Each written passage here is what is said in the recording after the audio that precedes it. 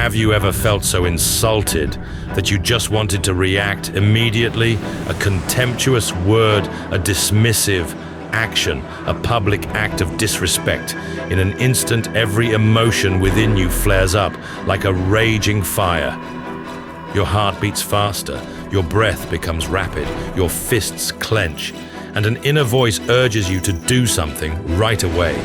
The instinctive human reaction to being hurt is to defend, to retaliate, to prove that one cannot be disregarded. But pause. For a moment, think. Does true strength lie in retaliation or in the ability to control oneself? C.S. Lewis, one of the greatest Christian thinkers of the 20th century, once wrote, "When we return evil for evil, we do not defeat it. We merely become a part of it."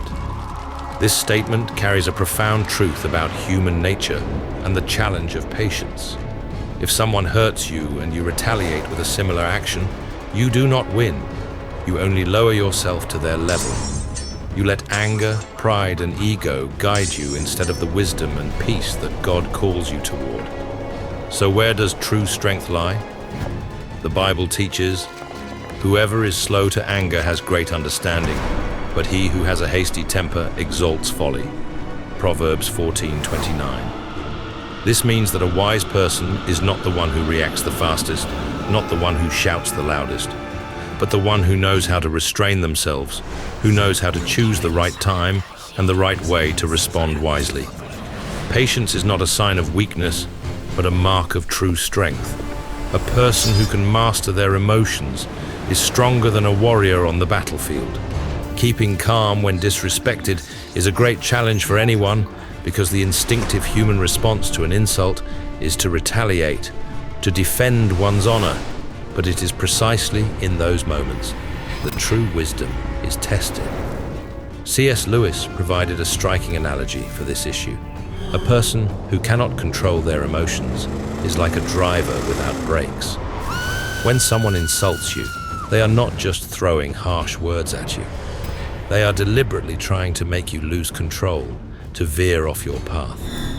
They want you to react in the way they expect, angrily, furiously, or even seeking revenge.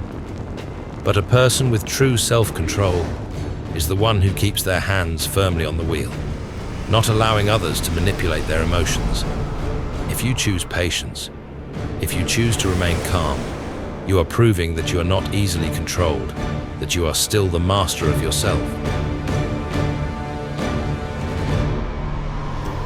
Anger is not just an emotional state, but also a biological response that significantly affects human behavior. When angry, the brain activates the sympathetic nervous system, releasing cortisol and adrenaline, causing an increased heart rate, rapid breathing, and tense muscles. This is the fight or flight response that helped our ancestors survive. But in modern society, anger often arises from words, offensive actions, rather than real danger. When losing control, people easily make wrong decisions, hurt others, and damage relationships.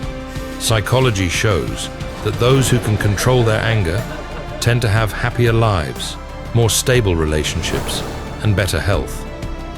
Prolonged anger increases cortisol levels, leading to chronic stress, which affects the cardiovascular system and immune system. A study from Harvard University found that people who frequently react with anger have a 3 times higher risk of stroke compared to those who practice self-control. Thus, managing emotions not only stabilizes mental well-being, but also protects physical health.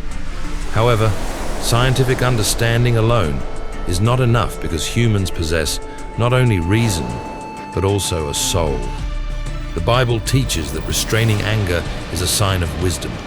Proverbs 14:29 states, "Whoever is slow to anger has great understanding, but he who has a hasty temper exalts folly." God calls people to live with patience, tolerance, and love, for uncontrolled anger can ultimately destroy us. Jesus Christ is the perfect example of self-restraint. When he was mocked, beaten, and crucified, on the cross. He did not become angry. He did not resist, but he prayed, "Father, forgive them, for they do not know what they are doing." Luke 23:34. This was not weakness, but the pinnacle of kindness, love, and self-control. True strength does not come from power or weapons, but from gentleness and absolute trust in God. Self-restraint does not mean ignoring insults or pretending that they do not affect you. It is the choice to respond with wisdom rather than letting emotions dictate actions. If anyone had the right to respond with righteous wrath, it was Jesus. He could have called upon angels to destroy his enemies, yet he chose to forgive, to pray for those who were killing him. This is the path of love and forgiveness, not of weakness, but of an unparalleled strength that comes from trusting in God. C.S. Lewis also said, "Pride says, they have insulted me, I must respond. But humility says, who am I that I should need others to respect me? I have been accepted by God himself."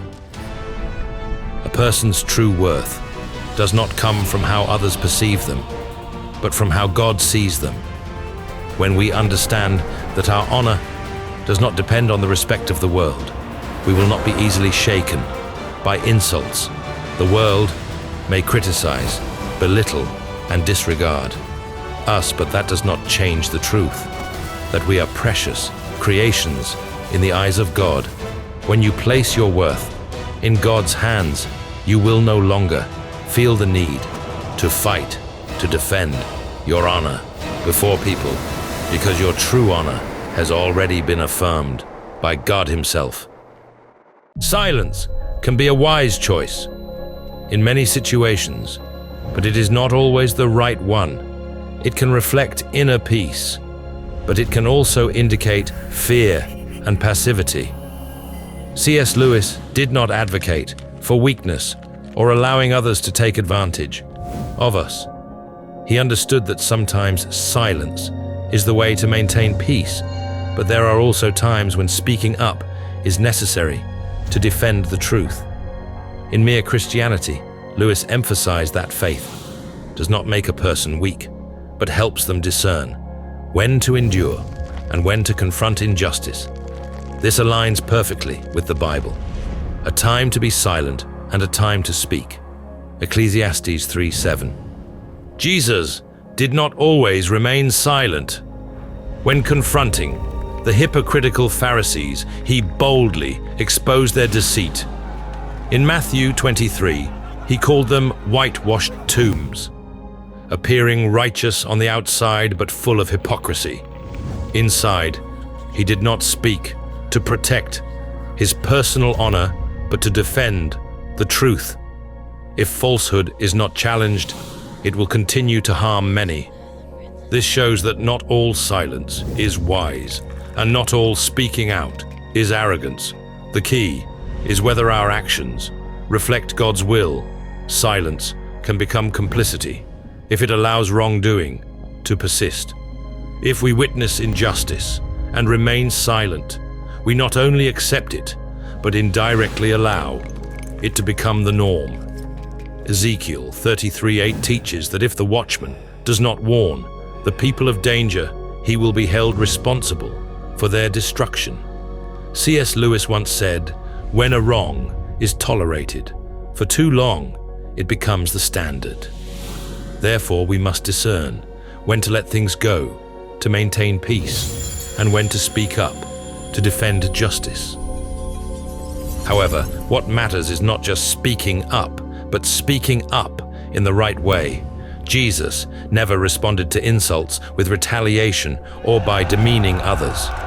When he drove the merchants out of the temple, Matthew 21:12-13.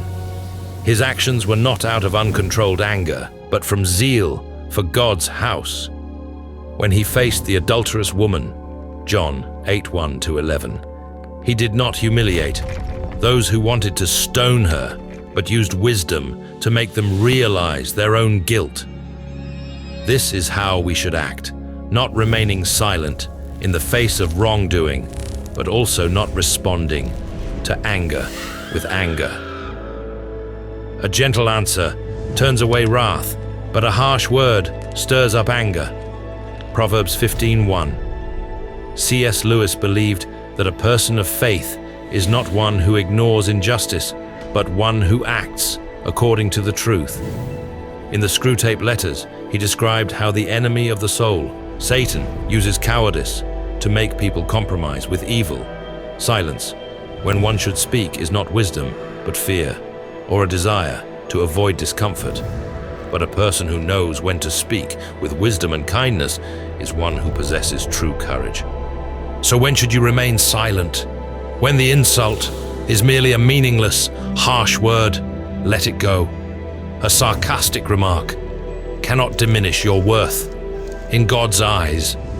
When someone is provoking you to manipulate your emotions, silence can be the strongest weapon to prevent conflict. But when should you speak up? When an insult affects truth and justice. When someone weaker is harmed and needs protection. When silence may cause others to believe that wrongdoing is acceptable. In these cases, silence is no longer a sign of peace, but an invisible form of complicity. Wisdom is not about always being silent or always reacting, but about knowing when to speak and when to hold back. Let your silence be a sign of self-control, and let your words be a light of truth. Jesus did it, C.S. Lewis understood it, and we are also called to walk this path.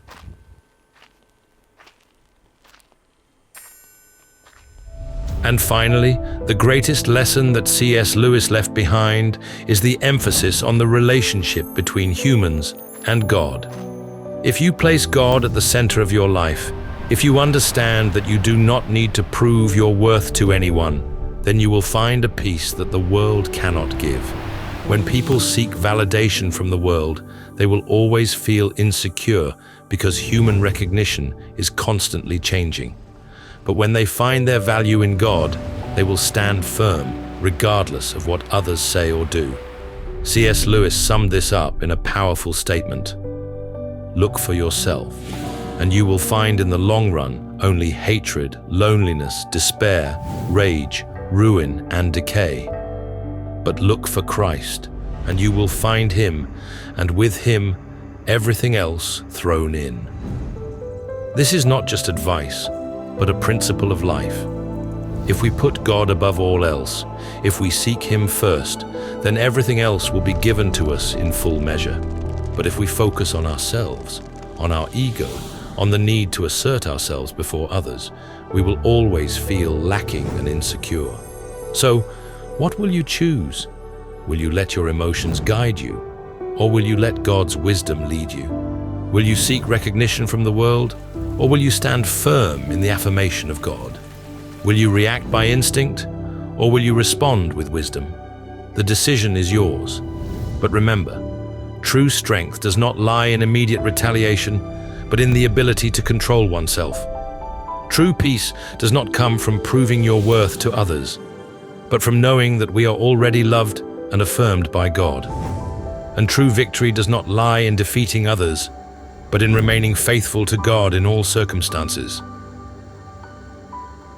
If this story resonated with you, share your thoughts in the comments below. Don't forget to like and subscribe for more in-depth explorations of history. Thank you for watching, and see you in the next video.